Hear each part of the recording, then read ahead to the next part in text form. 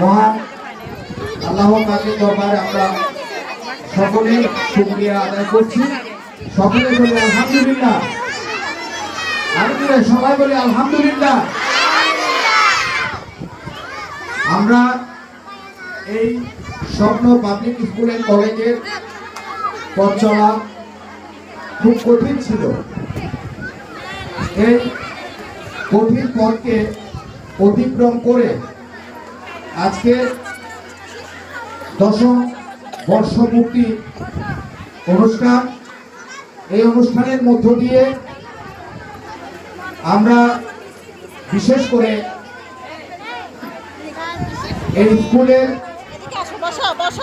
শিক্ষক, শিক্ষিকা এবং আমাদের কোমলমতি ছোট ছোট সোনামণিরা এবং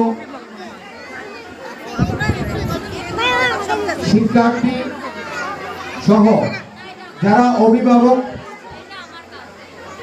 রয়েছেন সকলকে আমাদের স্কুল কমিটির পক্ষ থেকে আপনাদেরকে সাদর অভিনন্দন।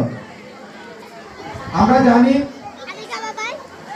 এই 10 বছরের পথ চলার মধ্যে আমাদের অনেক ভুল ত্রুটি থাকতে পারে, কিন্তু সবকিছু রুখতে আমাদের যে চেষ্টা আমরা চেয়েছি এই বাইরে এলাকায় শহীদনগরের মতো একটি জায়গায় স্বপ্ন পাবলিক স্কুল এন্ড কলেজ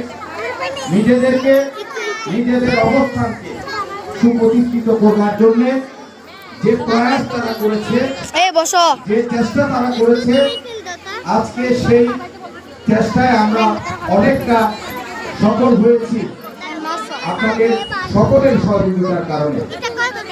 আমি সকল অভিভাবকদের দৃষ্টি আকর্ষণ করব, আপনারা আমার সাথে একটু কথা বলবেন। আপনাদের ছেলেমেয়েরা এখানে পড়ে কি আপনারা কি সন্তুষ্ট আছেন? জি। আপনারা একটু মন থেকে বলবেন, সন্তুষ্ট আছেন? জি।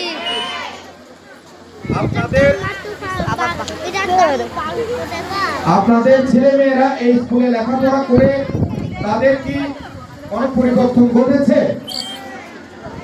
আমরা আমাদের যে প্রয়াস, আমাদের যে চেষ্টা, একটি স্কুল হচ্ছে আমাদের বিশাল একটি পরিবার।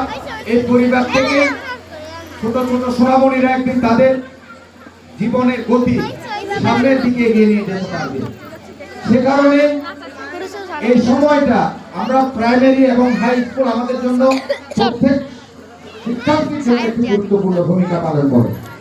আর এখান থেকে যদি আমাদের সন্তানদেরকে আমরা কিছু দিতে না পারি, তাহলে অদূর ভবিষ্যতে আমরা আমাদের সন্তানকে সামনে এগিয়ে নিয়ে যেতে পারবো না। আজকে সমগ্র বাংলাদেশ যে ছাত্রদের গণঅভ্যুত্থানের মধ্য দিয়ে আমরা একটি সুন্দর রাষ্ট্র ব্যবস্থা পরিবর্তন করতে যাচ্ছি, সেই পদযাত্রায় আজকে যারা শিক্ষার্থী তাদের ভূমিকা অনেক বেশি। সে কারণে আপনাদেরকে মনে রাখতে হবে, এই শিক্ষাঙ্গন হচ্ছে আপনাদের একটি পরিবার, এই প্রতিষ্ঠান আপনাদের একটি পরিবার। আপনাদের সন্তানকে যেভাবে আপনারা দেখেন, এই প্রতিষ্ঠানটাকেও আপনারা সেভাবে দেখবেন। আপনাদের যদি এই দৃষ্টিটা থাকে, আপনাদের সন্তানের লেখাপড়া অনেক দূরে গিয়ে যাবে। এখানে যারা শিক্ষক মন্ডলী রয়েছেন তাদেরকেও মনে রাখতে হবে, এখানে যারা শিক্ষার্থী রয়েছে তারা যেন তাদের সন্তানের মতো হয়, তারা যেন তাদের মতো করে তাদের দায়িত্ব নেয়।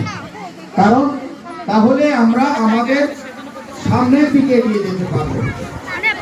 আজকে বাংলাদেশকে গড়বার যে পথ নিয়ে আমরা এগিয়ে যাচ্ছি, আপনাদেরকে মনে রাখতে হবে, এখন আমাদের বর্তমান অবস্থান, সামাজিক অবস্থান, অনেক কিছু আমাদের ইতিবাচক নাও হতে পারে। আপনারা দেখেছেন ইতিমধ্যে চট্টগ্রামে একটি বাড়িয়ে দেওয়ার অপচেষ্টা চলছে, একটি ষড়যন্ত্র হচ্ছে। আপনারা এখানে যারা সনাতন ধর্মীয় আছেন, অন্যান্য ধর্মের যারা আছেন, আপনাদেরকে মনে রাখতে হবে বাংলাদেশ এটা